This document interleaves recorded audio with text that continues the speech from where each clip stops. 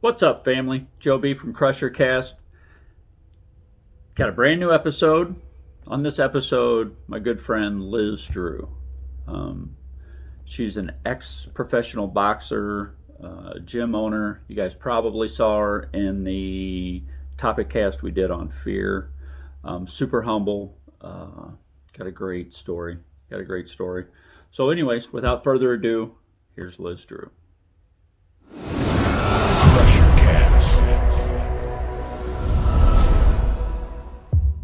What's up, family? Joe B from Crushercast. I'm here with my dear friend Liz Drew. Hey. We're going to do an amazing episode. We're going to talk about life and uncomfortable stuff and comfortable stuff.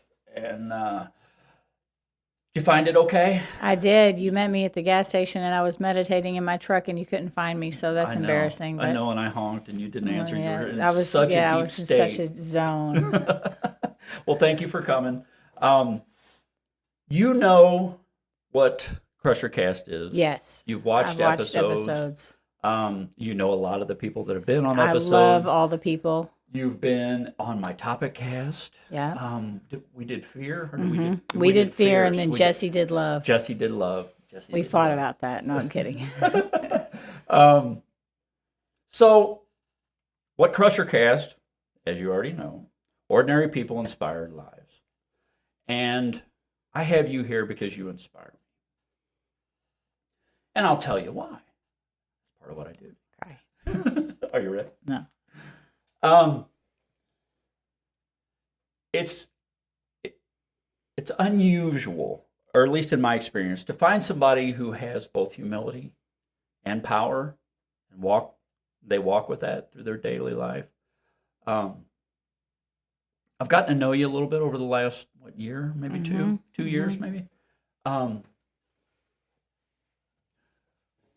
We've banged around the same kind of people, and I'm a watcher. I watch people, and I've noticed that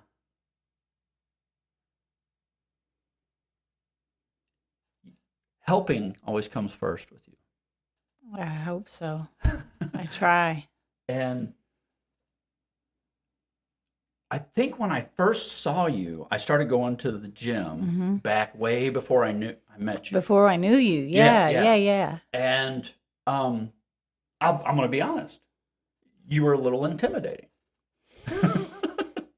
Never. And I think that was part of the persona at the time, you know.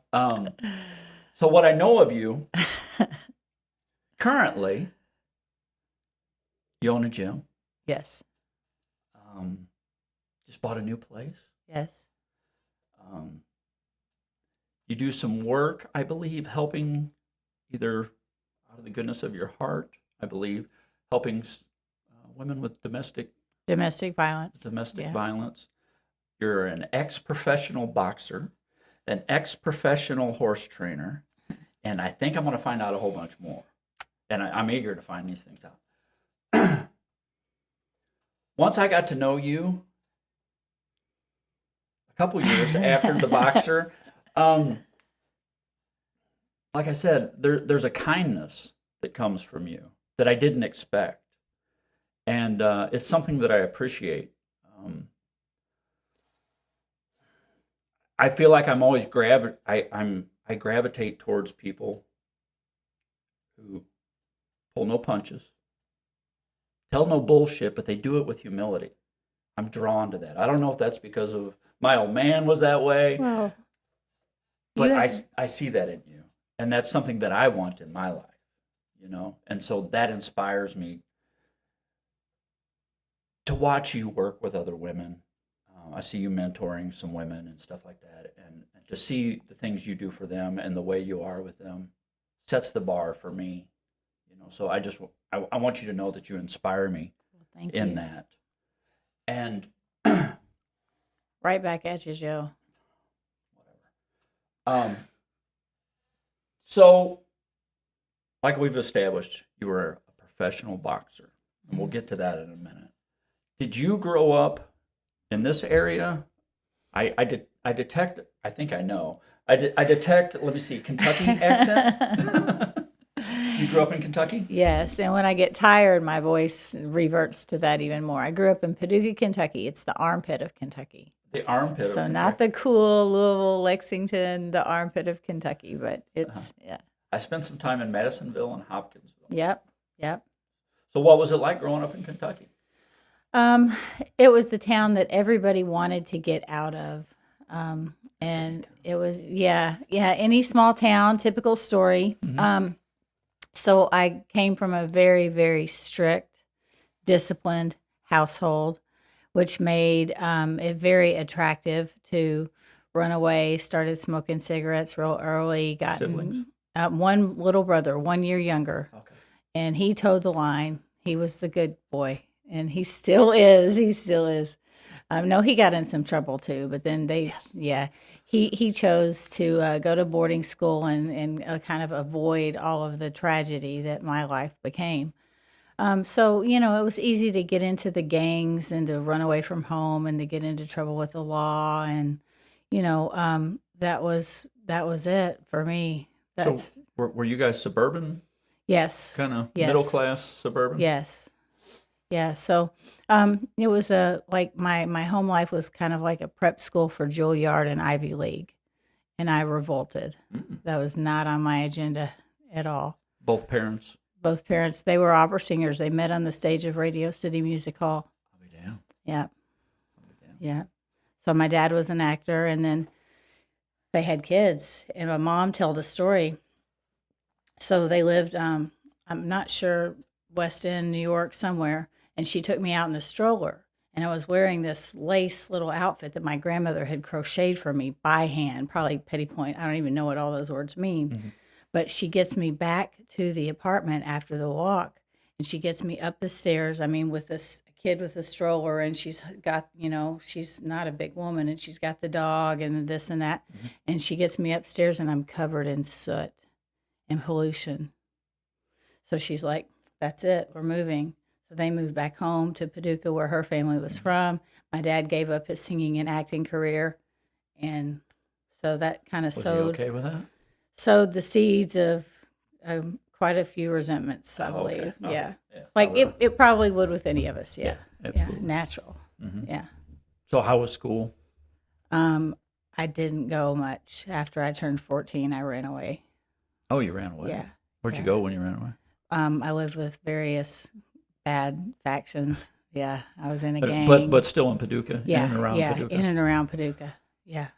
Yeah. And then I got in trouble with the law and came home one day to get some food because I was a vegetarian and all they ate was hamburgers from McDonald's, and they had buckets of pickles, and that's all there was for me to eat. And I was starving, and I knew my mom had food. So I snuck home one day, and I don't know how she knew I was coming, but there they sat on the couch doing an intervention. There was a cop, and she put me in handcuffs and put me on an airplane, and off to Minnesota I went. Did you go to Hazleton? No, I started off in Minnetonka. Okay. Yeah, so I was in psych ward, and then they figured out that I was doing a whole lot of drugs and drinking, and so I was there for 9 months. Wow. And that was at 14. 14, 15. So other than mom and dad, was there any mentors or? I had the best aunts. I hit the trifecta. Yeah. My dad's 2 sisters and my mom's sister. They were strong. They were powerful. My mom's sister was just, she just loved you no matter what so much. One of those. My other 2 aunts were very powerful, independent women, and they kind of gave me something that I'm like, really? You can do that? Whereas my mother was amazingly powerful, intelligent woman, but she was very traditional. So I kind of got my progressive vibes from my aunts. So I don't, in my time with you, I haven't picked up on any lack of literacy or anything like that. Right. If you weren't going to school, I mean, did you end up coming back? I came back. I came back? back, and I had 10 years that I did really well, and went to college and graduated summa cum laude. And Oh, wow. so, yeah. Where'd you graduate from? From Stevens College. Okay. So I have a degree in equestrian science and animal science. So what was the The Equestrian Life, was that part of your youth growing up? Is that something that a love that you picked up there? I started out, I mean, I was born begging for a horse. We got a horse when I was 10, and my brother and I argued about which half was whose, who had which half. And so then he kind of, got into soccer and girls and golf and this and that, and I was still into the horses. And that's how I knew that there was something wrong with my life, is I don't remember where my horse was for 2 years. I just abandoned her. I mean, she was well taken care of, I'm sure. But for me to just give up on something that I loved that passionately was, that's what made me realize that, hey, you need to straighten your shit out. Mm-hmm. Yeah. So how do you make the jump from straightening your shit out to So I came getting home. a degree in Well, equestrian science? I came home and I was in a recovery program, and I was hanging around some people that were good influences on me. And then I met a boy. That happens a lot in my story. And he was also a very good influence. However, he was going to stay and go to school at Murray State in Kentucky. Well, my dad was going to have none of that, and he packed me up in a Suburban. It was for my best interest, I'm sure.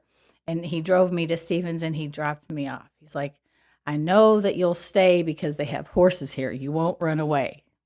So Stevens is Ivy League. No. Stevens is just, they have a horse program. Oh, okay. A really good horse program. So I just rode horses and learned about horses for 4 years, and I learned a lot of other stuff too. And it's a very liberal arts school. Oh, okay. And where's Stevens at? It's in Columbia. Is it? Yeah. Oh. Yeah. I'll be darned.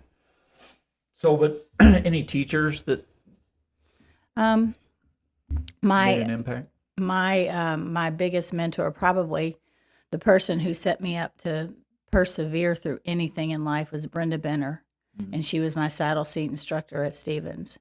And basically, I worked for her during the summers, and I called my dad one night, and I'm like, can't do it, can't hack it. We were getting up at 3 a.m. to get horses ready. We were on the road for 10 days at a time. We were getting to bed at midnight, 1 o'clock. And I said, just can't hack it, Dad.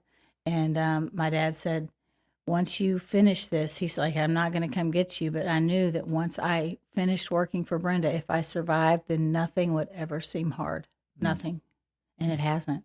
So Getting punched in the face. Like a horse boot camp. Yeah. It was just, and it wasn't her. It was just the reality of the horse business. And so my dad knew that if I was going to be in the horse business, then I had to survive this. Either that or give up on my dream. So where does boxing come into? Well, I'd always wanted to do the martial arts, and I started the martial arts in college. Then At Stevens? Yes. Not at Stevens, but while I was there, yes. So then when we moved back to St. Louis, because I ended up marrying that boy, and so we got married at 22, and he got a job as a probation parole officer in St. Louis. So we moved to St. Louis, and I found the 5 Animal Shaolin Kung Fu Academy right off of Del Mar. It's Kingsland. It's not there anymore. But there I met Chin Rong Yu, who is the Y in CDY, and he was my martial arts instructor. How long did you train with him? Well, 4 years, and then I think it was about 4 years, and then he had to go back to Canada because he was working on laser technology at WashU. So they don't have, if you're from a communist country, you can't stay here for more than a certain amount of time, and then you have to leave the country. So then he went to Canada. I continued training with him like 2 times a year. So when he left, he said, find a Western boxing coach. Because there was nothing for me to do competitively in the martial arts. So what about, did you attain a certain belt? The they don't Chinese martial arts, they don't have belts. They don't have a belt system. No. So is that where, didn't you train with one of the Camachos? Louis Camacho. That was towards the end of my boxing career. I would give anything if I could do anything over. If, people ask you if you could change anything, I would have met him at the beginning of my boxing career. So how long did you box, both amateur? about 14 years, and I didn't ever box amateur. There was no amateur. There was no. It was not for women. It was a funny story. I met a Western boxing coach, and he did not have my best interest, and he threw me into a boxing match with a girl that was a 9-0 pro 2 weeks after I had met him, and I got the shit kicked out of me, but I was at the gym the next day. Is that the one you talked about in the fear episode? Yeah. Yeah. Yeah, I'm like, well, I'm either going to just die of embarrassment or die of getting punched in the face, so I might as well fight back. So how many professional fights did you have? 30. 30. Yeah. And what was your record? I think it was a little over 500. Wow. Yeah. It's a lot of punches. Punches. So in all this, okay, so two things. Well, I'm taking an absolute stab at this, but I'm going to say equestrian and the work and, like you said, the boot camp that led up to being trained in it. It's about regimen, discipline. Did that help you in the boxing world, what you learned there? Everything. Absolutely. The discipline came from my mom, though.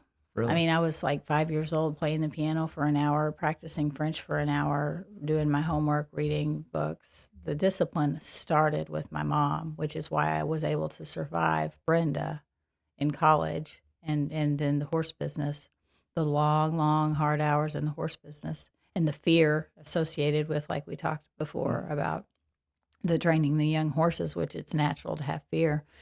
And then that led up to the discipline to work so hard as a boxer.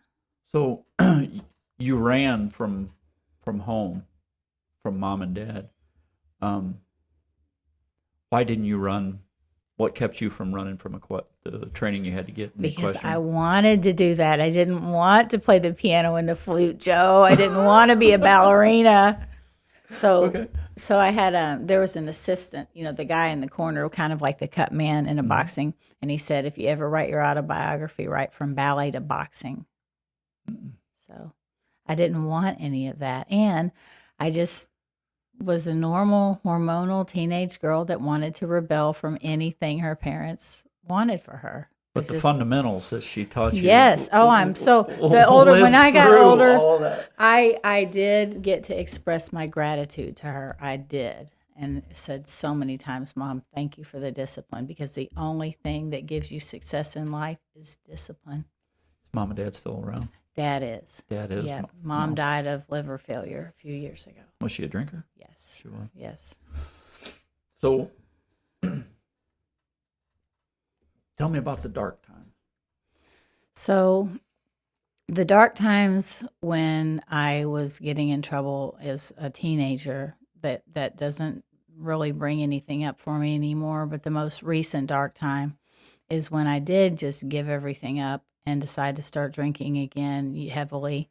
And you had 10 years? Yeah, I had 10 years. And it started off in just, normal drinking and me thinking that, maybe I didn't really have a problem. Maybe I was just a bad, rebellious kid, which I was, but I had a problem. I had a real problem. And so then I got depressed. I had some relationships end. My mom died, my best friend died, and my long-term relationship ended. And so I used that all within 6 months. Wow. Yeah, a year at the most. So I use that as an excuse to just alcoholism and drinking is like the slowest form of suicide there is. So that's what I was doing. Mm-hmm. Yeah. So was that in your consciousness that I'm going to blot this out completely, or was it just dull it until I can get back on my feet? I didn't know I didn't know there was a on my feet. There was no future reality in my mind. I was just going to go along and do what I had to do. There were people that depended on me. You were still boxing at the time, weren't you? Oh, well, I wasn't drinking heavily during that. No. Okay. The bad year came after I had already retired. After you retired. And how old were you when you retired from boxing? The second time I retired at 35, and then I came back and fought 3 more times over the age of 40. Mm-hmm. So I finally retired at 43. and then went way. That was part of the big downhill spiral. Was I didn't have to get up and run in the morning. Are you kidding me? Right. I didn't have to have my wits about me on Saturday because I had always, the whole time I was drinking and boxing, I controlled it. And I could even quit for a whole 6-week training camp. But it was still always there. And towards the end, my last 2 fights, I didn't even quit completely during the training camps. I would have a shot of tequila a couple times on a weekend, and you just can't do that. You just can't. So when you finally put the gloves down, what were you doing to earn a living? Personal training, and I was still in the horse business. Oh, okay. Yeah. So this whole time when I was boxing, I was still in the horse business as okay. well. So did you have like a horse farm, or were you just? Yep. I have a 24-stall barn and an indoor arena and an outdoor arena. I built that. So I graduated from Stevens, and then I started working 3 jobs to build my barn, and I had it built by the time I was 29. Wow. So when I'm discipline. passionate about when I'm passionate about something, I can do it. But the alcohol just took control. I mean, if I could change one thing, it would be that I did not drink while I was boxing, because things would have been in. And if I had had Camacho in my corner, I wouldn't have been able to get away with it. You cannot hide anything from that man. Nothing. He can read you. Oh my gosh. Oh my gosh. If you saw him though, he's one of those people that just has the light. Yeah. Amazing human being. He is. He really is. Yeah. So, what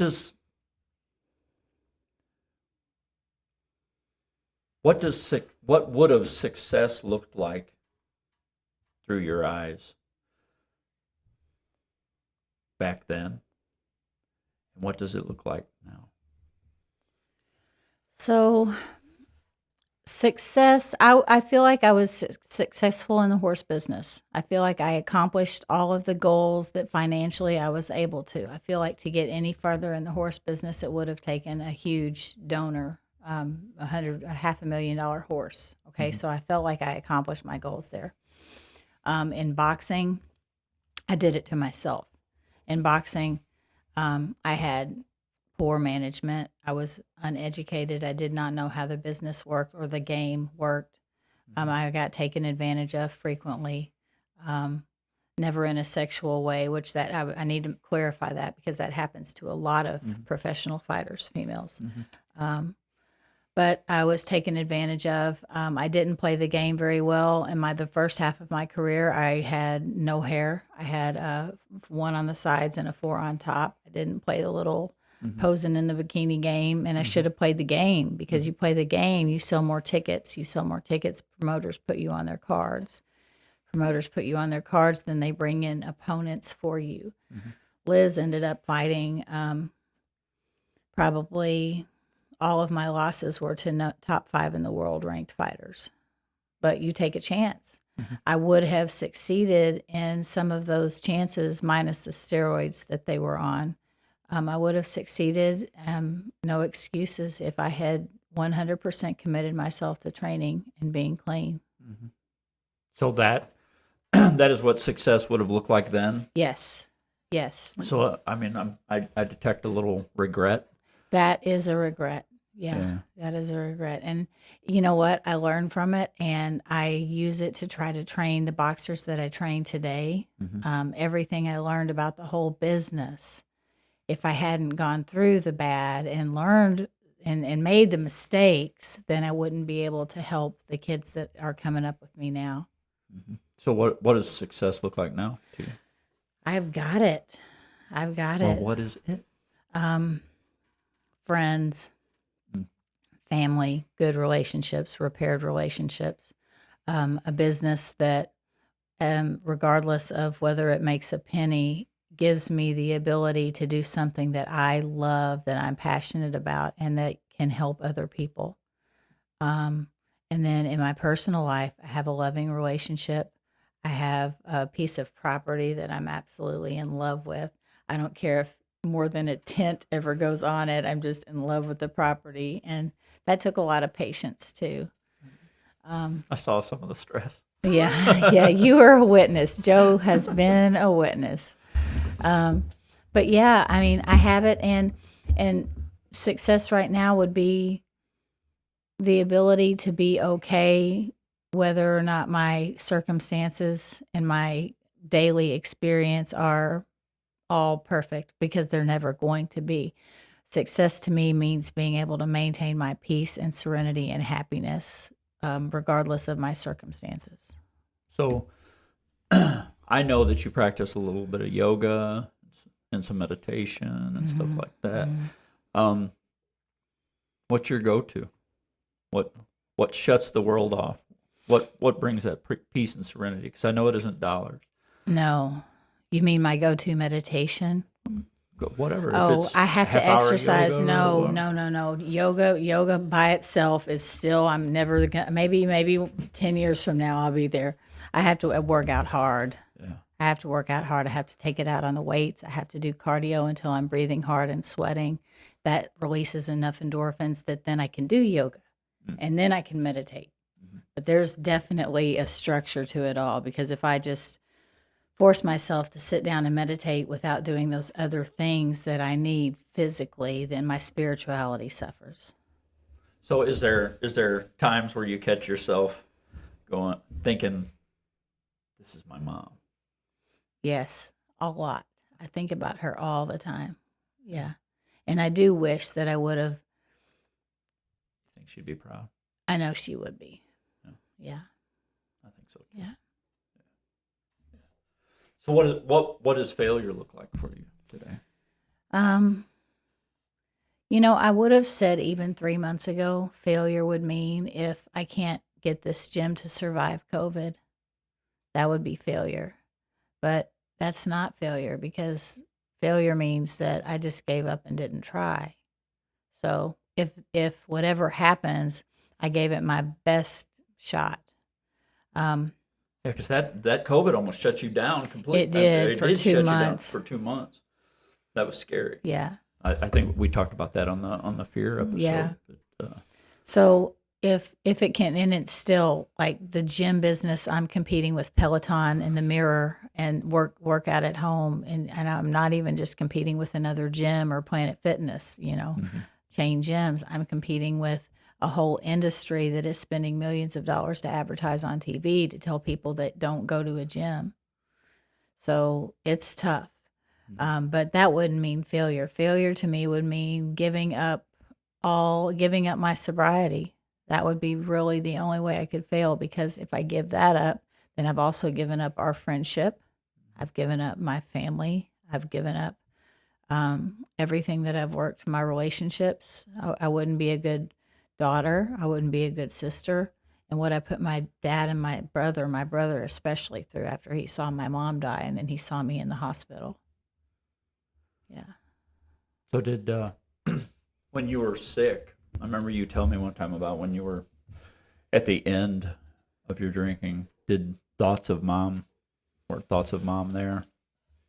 I was so sick that there were thoughts of nothing. Nothing. No. Just blank. Yeah. Yeah. I mean, immediately when I got a chance to recover and I figured out that, yes, if I do everything they tell me and if the doctors can fix me, then maybe I'll live. Then immediately, yes, I thought about my mom and how she never tried, but we also found out that she knew probably 6 years before she told us that she was sick. So what in your life today, what brings that joy? What brings that smile? Besides my dogs, can I say my dogs? Mine. Yeah, that's mine. No.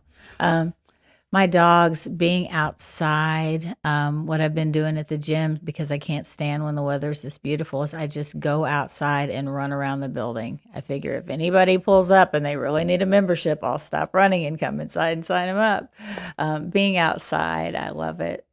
And being with my friends, I have such close friends. My best friend Kelly, that saved my life. Essentially, I got to be of service to her last weekend when she competed at the powerlifting meet, and I could never repay her. But Yeah, set she's some a state records, badass. didn't she? She's a badass. 2 state records. Yeah, wasn't it? yeah. But I wouldn't give up those friendships and all the connections I have, and like a family, and I have so many big brothers, and then my real family, those relationships, and then my mentors from when I was younger, I'm still so close to. My 3 aunts, 2 of them especially, I talk to regularly, and I still need them. Are you kidding me? Navigating this world. How old are they? My Aunt Sev, she would be horrified. She's probably 70. And my Aunt Tina, too. They're probably both about 70. Yeah. Early 70s. Yeah, but man, wise women. And my Aunt Tina is hilarious. She just makes everybody laugh. But yeah. So you've got 10 minutes left of your life. Your loved ones are around, the young ones around your bedside, and you've got one truth to share. What's that truth you're sharing with them? I would say to pause, to breathe, and try to find a way to be of service to somebody else. Show compassion. I like that. That's simple. Is there anything you could go back and change other than who trained you? No.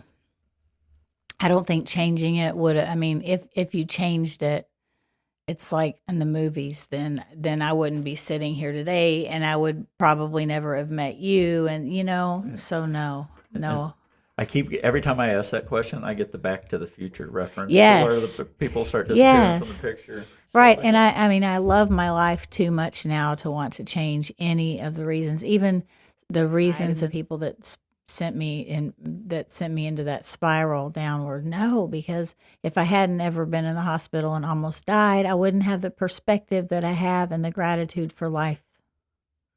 That's I look back over my life and as some of the stuff that we do entails, we've got to do that on a regular basis, And when I first tried cleaning my life up, I couldn't stand to look at those things, and I thought that they made me a horrific person, and in one way they did, but they proved to be some of the most valuable things I have, and that you said it beautifully, the perspective.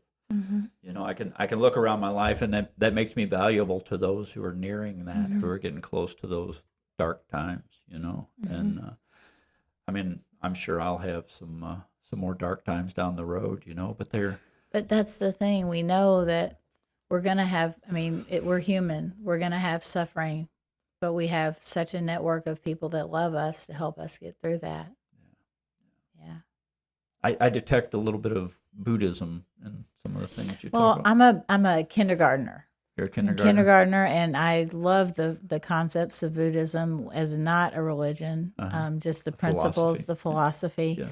And essentially that's what I think my goal in life needs to be. And I think the world would be better off if there was a little more Buddhist sprinkled in the world right now. I know I'm at that point to where I'm taking a little bit of Buddhism, a little bit of Taoism, a little bit of this, a little bit And of just that. sprinkle the shit together, and it's got to be better than what we're dealing with. Yeah, absolutely. So, are you still riding horses? No. No? Not even for fun? No. A reason? The horse business kind of broke my heart, the industry, not the horses. Love the horses, and I was so blessed to have some amazing people that I was able to teach and work with, teachers and students. But first of all, right now it would be practically just impossible, logistically impossible. And who knows that I might not eventually one day, but the horse business I was just completely disenfranchised with. Just the bubble burst. And once I saw it clearly for what it was in reality, I have no desire to be a part of it. So every single thing that we've sat here and talked about, you end up being a teacher in whatever facet of life you're in. The stuff you learned in your dark times, equestrian ventures, boxing, martial arts, training, physical fitness. Where's that come from? Is that mom? That starts with my mom, and actually starts with my grandmother, my dad's mom. Before that, she was just, I don't. Were they bossy or were they teachers? No, my mom was very bossy. Yeah. My mom was very strict. My grandmother was just like the Buddha statue there. Yeah. She really was the most peaceful, loving woman, but she was also, I think, you know how people say, Liz, tell us how you really feel. That was my grandmother. And she moved to Paducah, Kentucky when I was a kid. And she didn't go over very well because she was from Michigan and they spoke their mind. And yeah, I mean, my grandmother was just no Southern politeness in her. No, she did not follow the rules. Right. And so I think that she was my first influence of don't follow the rules, be who you are. The teaching, though, that comes from Mr. Yu. So you seem driven to teach. I didn't know it, and if you had asked me in college, I said, I don't want to teach those snotty-ass kids. I have no desire. Just pay me to ride your horses. Yeah. But I'm also open to, there's many chapters in life. I mean, my life has been like chapters in a book. I'm grateful you're a teacher. I get to watch, I get to watch you teaching others. Oddly enough, as often as I'm at the gym, I don't see you training anyone. I don't anymore at all. Oh, really? I thought you still did some class. Well, you do some boxing classes, don't you? I teach the boxing classes, but personal training, the only student I have is Shane, and he has a traumatic brain injury. Uh-huh. So I don't do personal training anymore because, again, lost my passion for it. And don't ask me why, because it's not very nice. Okay. I'll avoid that one. But I see you doing it in your personal life and some of the women that you mentor and help out, and there's no financial gain from that. It's something else. I'm suspecting you get peace from that. I do, and they help me is just, okay, so I'm sitting in the truck meditating right before you come to meet me, and my phone keeps going bing, bing, bing. Well, when I do look at it, it's one of the girls that I mentor, and she's having this, oh my gosh, it's the worst day ever. Nothing's working out. And she's on a group chat. And I was in that group chat. I saw that group chat. Yeah. So everybody came to the rescue, and there's absolutely no, you can't put a price tag on that. Yeah. You can't.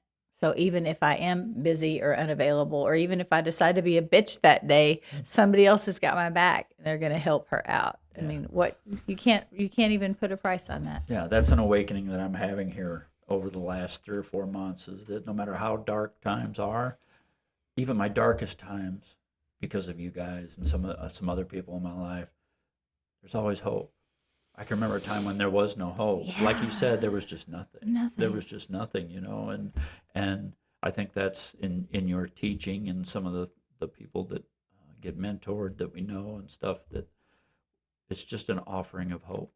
And who in this, I was going to drop an F-bomb, screwed up world today doesn't need just a little bit of hope. Exactly. I think that's what we all want. Even today, like you were saying, that there are dark times coming, for everybody, we're all going to have them.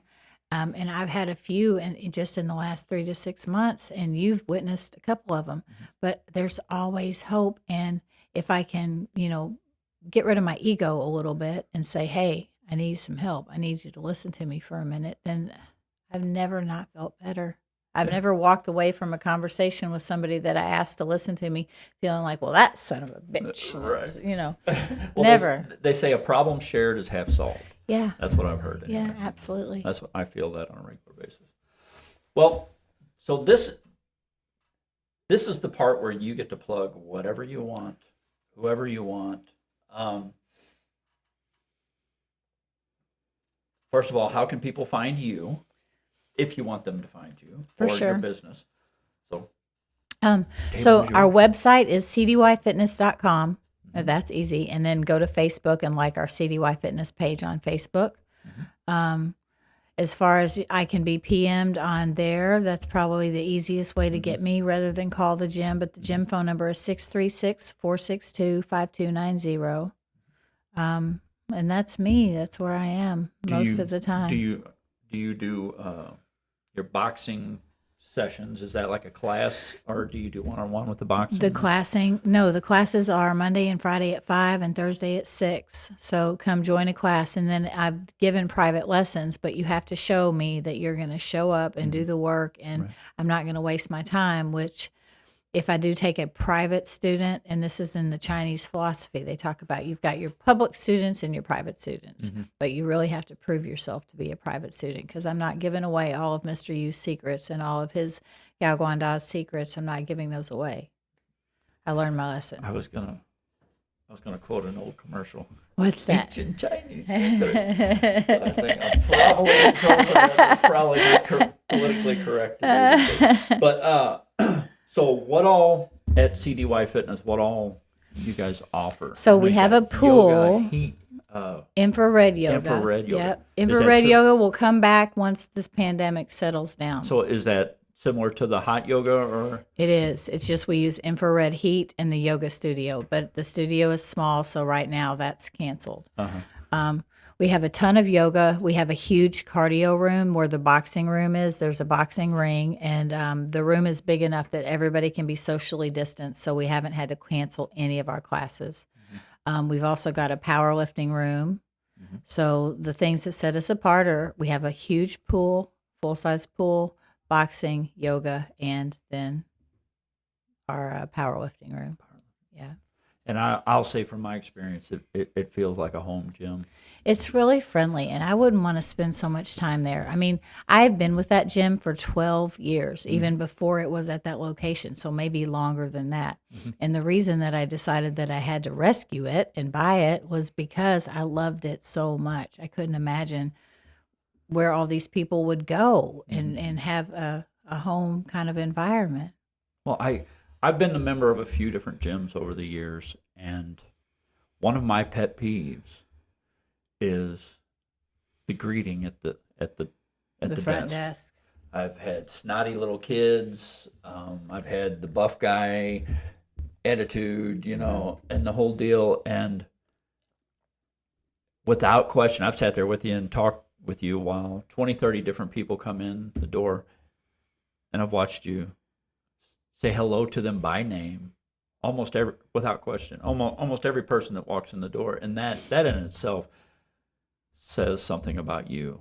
Set aside the gym, but that says something about you. Well, and that comes from experience, because I've also been in so many gyms, Joe, over the years, and being the only female to walk in the gym, in a boxing gym, being the only white person to walk into a gym, it really does make a difference how the person at the front responds to you, how you feel walking in.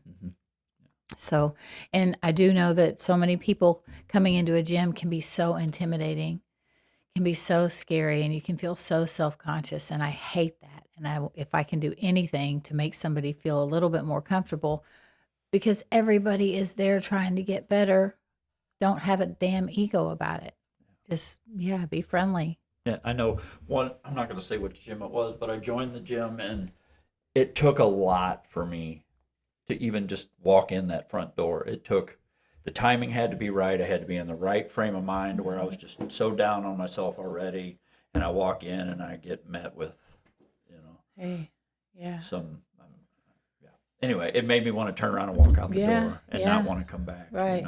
And so I really believe in the gym that you've got going on, thank you. And the family vibe there. I'm starting to get to know some of the people, the regulars there and stuff. Oh my gosh. And once they know you, you better plan to add a half an hour to every workout.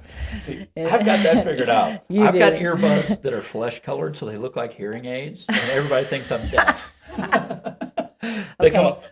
I've never heard that before, but that's wonderful. Yeah. That's very good. No, I've pulled them out a few times, and I got to know a few guys up there, and everybody's real cool. Yeah. So anybody else you want to plug, or any other organizations or anything? I can't really think of anything right now. Basically, the USA Boxing they do a whole lot for the youth program, and they're based in Lenexa, Kansas, and that's not where their national headquarters are, but USA Boxing does a lot for the kids in the programs, and then just the Robertson Center and what they do for the domestic violence shelter. Where's that at? It's anonymous. Anonymous. Yeah, Okay. yeah, the domestic violence shelters. Can they look that up online, or how do you? You usually have to know somebody. Or it's somebody. Yeah. It's a referral. Yeah, it's stuff. a referral only. Yeah. Okay. Okay. But Is there a way somebody can donate to that or anything? yes, I think you can find them on Facebook. Okay. Yes. And what is it again? The Robertson Center, Terry L. Robertson Center. Okay. Yeah. I'll get a link. Yeah, to it or see if you something. can find it. I didn't do the research on that before. There you go. But I want to thank my stepmom too. I just have to. She's the most amazing woman, and she has been so good to me, and she takes such good care of my dad. And I mean, for somebody who didn't have any kids, I can totally relate to her now because I don't have any kids, and so I just want her to know I'm going to take care of her. So is her and your dad still in Kentucky? Yeah, no, they're in Kentucky. They're technically right across the river from Cincinnati, so I think of it as they're in Ohio, but it's Florence, That's up Kentucky. around Madisonville, isn't it? Hopkinsville. I don't know. I don't think so. Okay. It's right on the river. Right on the river. Yeah. Okay. It's anytime somebody says Kentucky, I Yeah, automatically go to those yeah, too yeah, because yeah. it's the only experience I have down there. Well, I want to thank you so much for coming on. thank I know. you. I hope it wasn't too scary for you. Not at all. No? Not at all. I mean, really, Joe, you didn't try to punch me. You didn't try to kick me like a horse. I'm good. I'm good. It was non-painful. Non-painful. Non-painful. Well, I thank you so much for coming on. I Thank love you so you. much, Love you and I just too. appreciate you for being a part of my life, and I really Absolutely. appreciate you for everything you do for your Well, community. you're on my list of mentors too, just so you know. You can't take that back. Yeah, I No, you can't I'm take it gonna back. edit it out. I'm gonna cut it out. You're on the list. Well, anyway, I love you so much. Love you Thanks too. so much. Thank you.